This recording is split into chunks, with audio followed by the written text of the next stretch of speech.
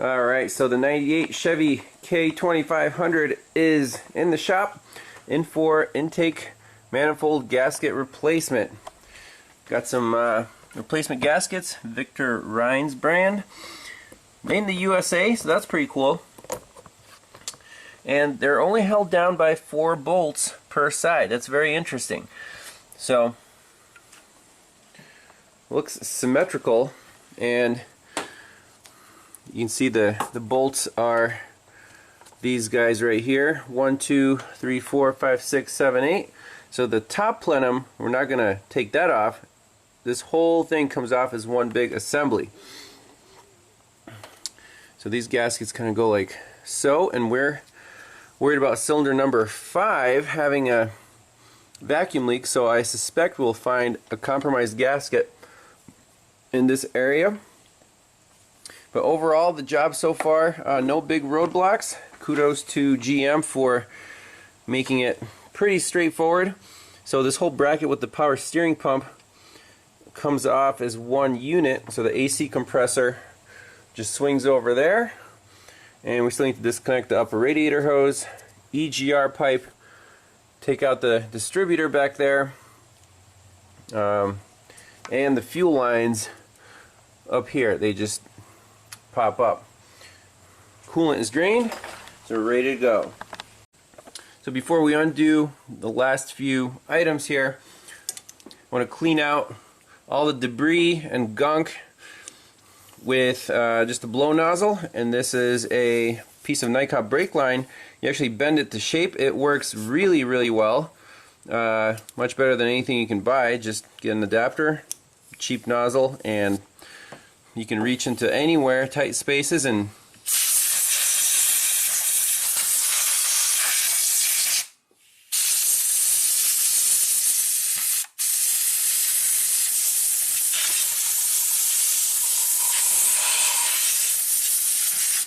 it works really, really well. Now before removing the distributor, make sure to mark the rotor with respect to the body, and then once you loosen that pinch bolt, this thing should come straight out, no problems. When you put it back in, it should align, boom, right there with your marks. So that's the quickest way to do it without having to reset your timing. So to pop these fuel lines out, just undo a little bracket in the back there and give these a little squirt of WD-40 for good luck. Depressurize the fuel system. Already did that, and now just gently get these lines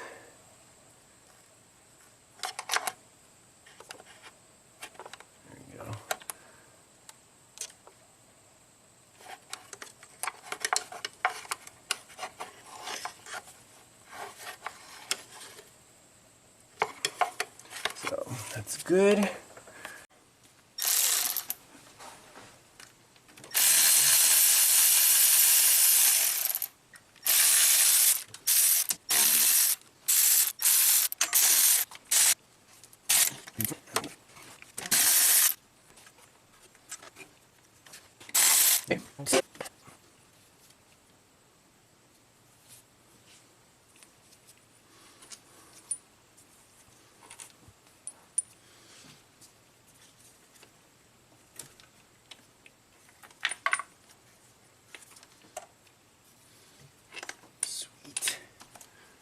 Excellent.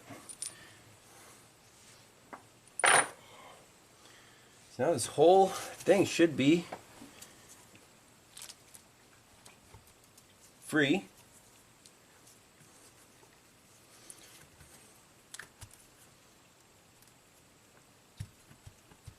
Yep. One last thing I have to disconnect is this coolant bypass hose right here under the thermostat housing. Then this whole shebang should come out of here in one piece. Alrighty, let's see if this manifold's going to be friendly. Also loosen up one of the valve covers to make some room here.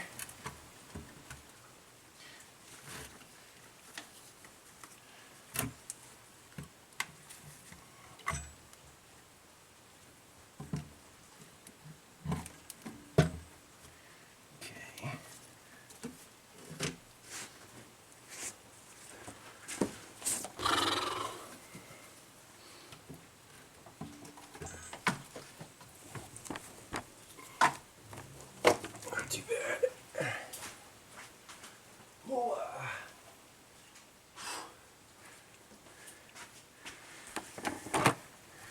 All right, let's inspect.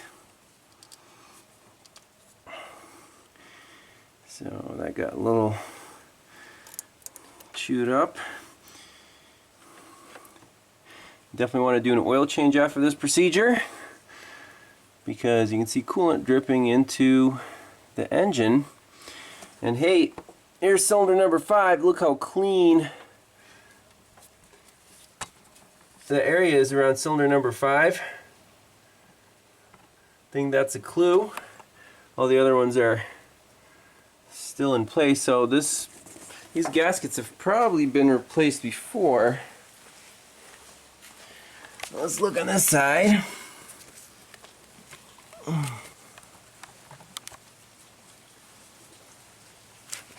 This is the number 5 runner.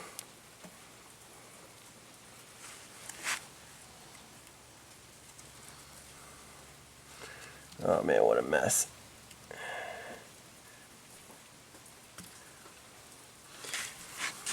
It almost looks like this gasket was, you can see it's kind of bowing down here in the middle.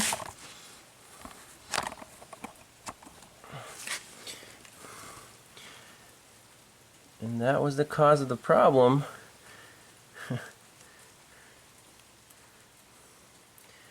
Pretty crazy. So I brought the gasket over here to the cylinder head, and now it's very obvious what the problem was. You can see this gasket just kind of either migrated down, shifted from age, and this cylinder, cylinder number 5,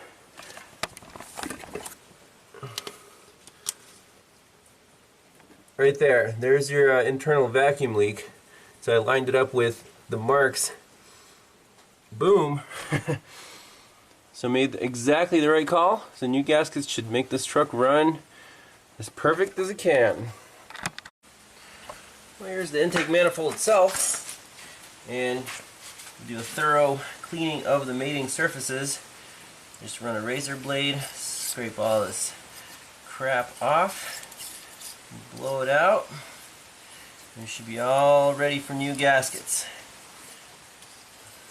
This truck should run like new with no more vacuum leaks.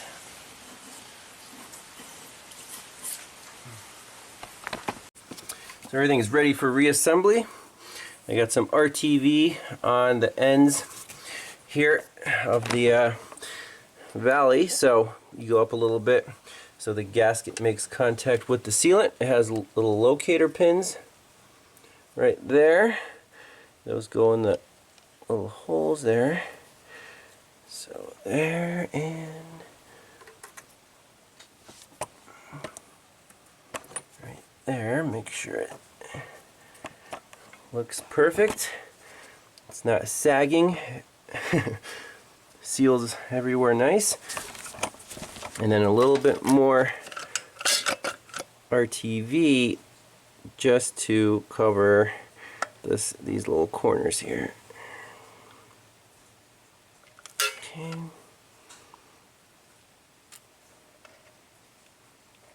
Let's see. Service instructions say go about half an inch up the gasket.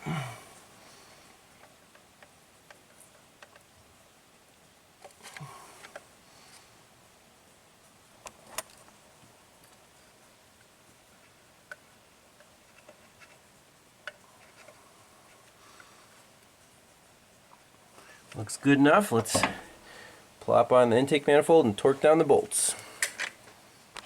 Here we go.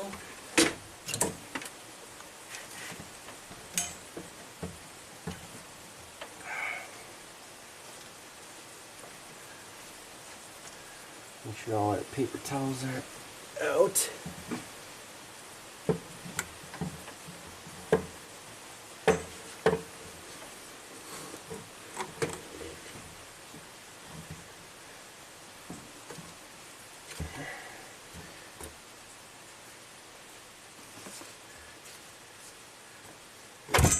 Boom. That's where it wants to be.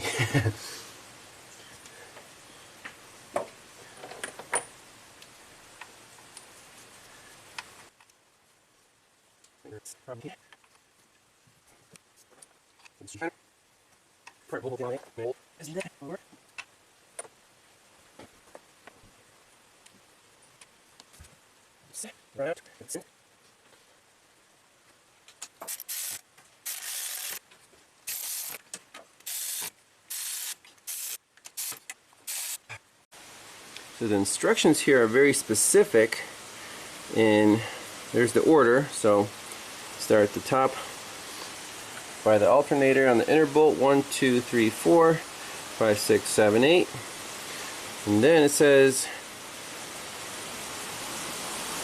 tighten to 27 inch-pounds, 106 inch-pounds, 11 foot-pounds, and we have a monsoon outside. Hasn't rained this much all summer.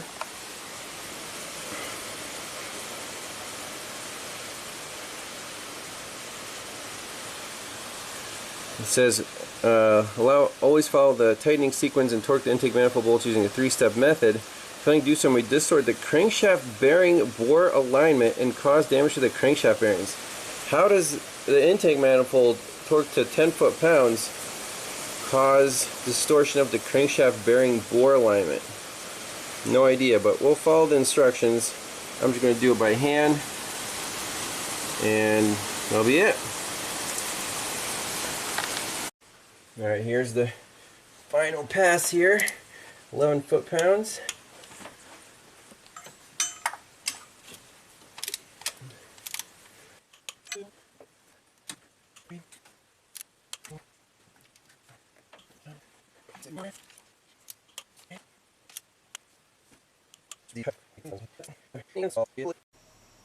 Alright, back together. Everything's connected, all the hoses. I didn't put the coolant in yet. I just want to start it up and see if we already have an improvement. So,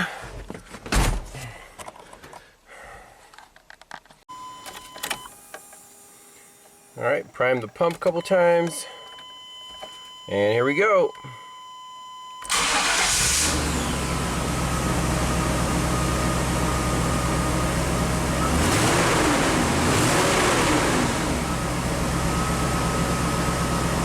Oh, it sounds so good.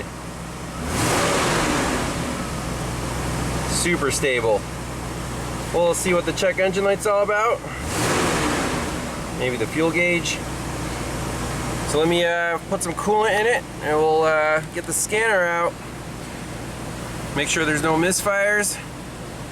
Make sure the idle is good, the IAC, fuel trims, all the good stuff, but this truck's fixed.